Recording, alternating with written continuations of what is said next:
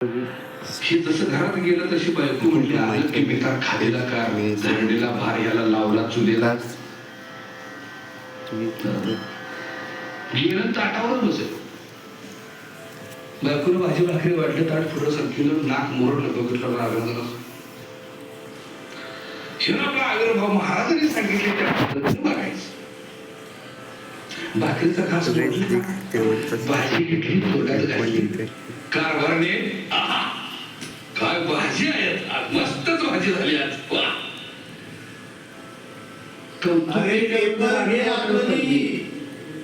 ही उठलेलं लागण्याच भेटले आणि जे बनवायला सुरुवात केली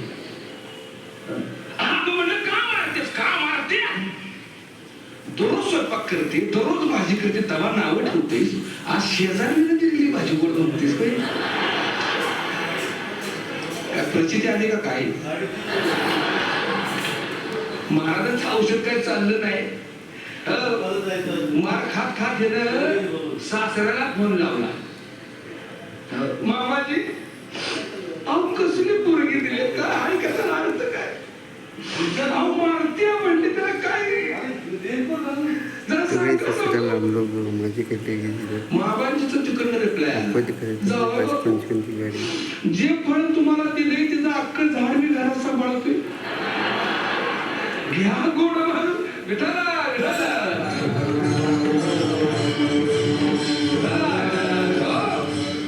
प्रपंचात कधीही पूर्ण होत नाही तो होत राहतो पण तो गोडीनं करावा लागतो.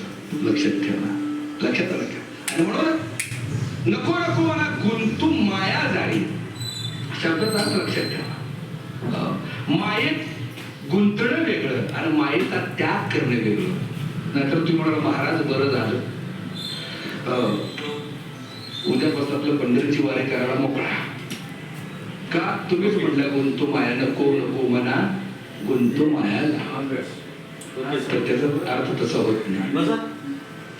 माया जाळ्यात न गुंतणं म्हणजे काय एक दृष्टांत सांग काय एका गरीब माऊलीला दुसरं काय नाही काम निमंत्रण गेले चमक भरलेली आहे तिचं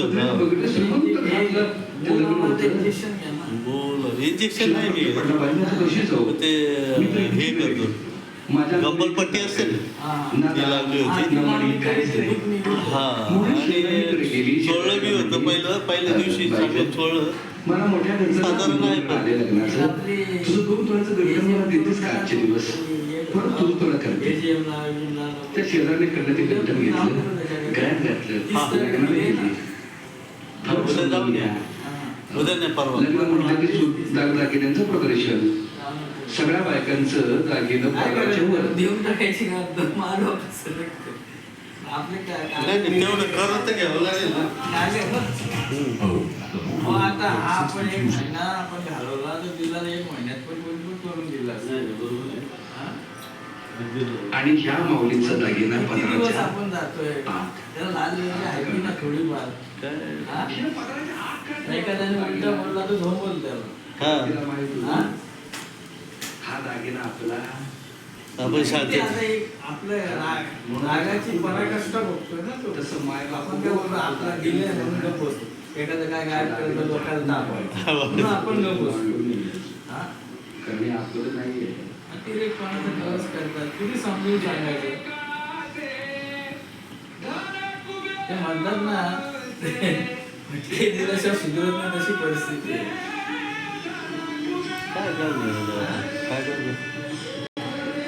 आपली काही चुकी नाही पण अशी येण त्यांना काय घाबरायची घाबरायचं नाही म्हणजे थोडंसं डोकं पाहिजे ना त्यांना पण आणि आपली माणसं एवढं वर्ष राहतात की काय चुकीचं काम करणार आहे का हे समजून घ्यायला नाही मनात शंका जे येऊ द्या मी त्याच्याबद्दल पण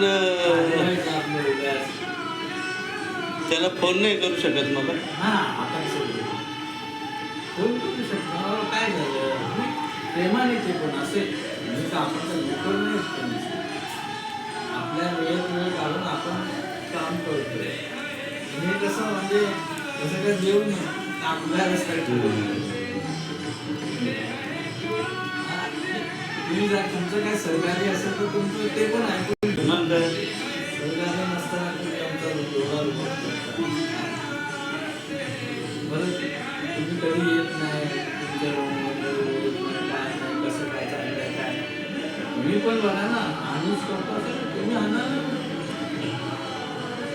ह्या पुष्कळ येत आहे या बाजूने, काय उपयोग आहे? पण ते याचा लफडा होणार. हां, मग आहे तेच. हा तेच याचा लफडा होणार. रस्ता काय सुधारणार नाही, ते गाड्या लावणार. जो माणूस व्यवस्थितपणे घेतो तो घेणारच ना. इकडे तिकडे करून काळात आहे. बरोबर. तो आता विचार चाललाय बघू आता इकडे 15-20 खोल्या व्हायचे. मायेच आहे. दिवाळीत होणार होतं ना पण हा चालू आहे त्याचं प्रोसेस. एक पाडतो आहे म्हणजे 15 जण जाते. एक लांडे आहे. हा एक लांड्या तो लांड्या, दुकानवाला एक लांड्या, तो मंडपवाला एक लांड्या आणि तो टेलर एक लांड्या. ठीक आहे, तशी जाणार नाही. कारण ते काहीतरी थोडच्या मारल्यावरच जाते ना. नाकाने सांगला ना, ते काय घरून मारून मुसलमान मारून तशी टेलरवरच जाते. त्यामुळं मला म्हटलं तर ती स्वरूपाला झाकते ना आपला. त्याला त्यांची ऑफर विचारली. आता त्याचा सांगितला त्याची जमीन आहे. वेगवेगळ्या पद्धतीने केले. त्याला खाली झोपडपट्टीला खालच्या व्हॅल्यू आहे, वरच्याला ही दुःखाला व्हॅल्यू नाही आहे. अशी जन्मे सरकारी नियम आहे. दुःखाला जन्म दिलेली माया म्हणते. त्याला मूळ माया म्हणते. मेहरबानी खात्याला तुम्ही आज 2 वर्ष भाडं पण जी देत नाही. माया राम राम राम राम. काय जय श्रीराम. काय चाललंय विशेष? जय श्रीराम. जी माया तो जाऊ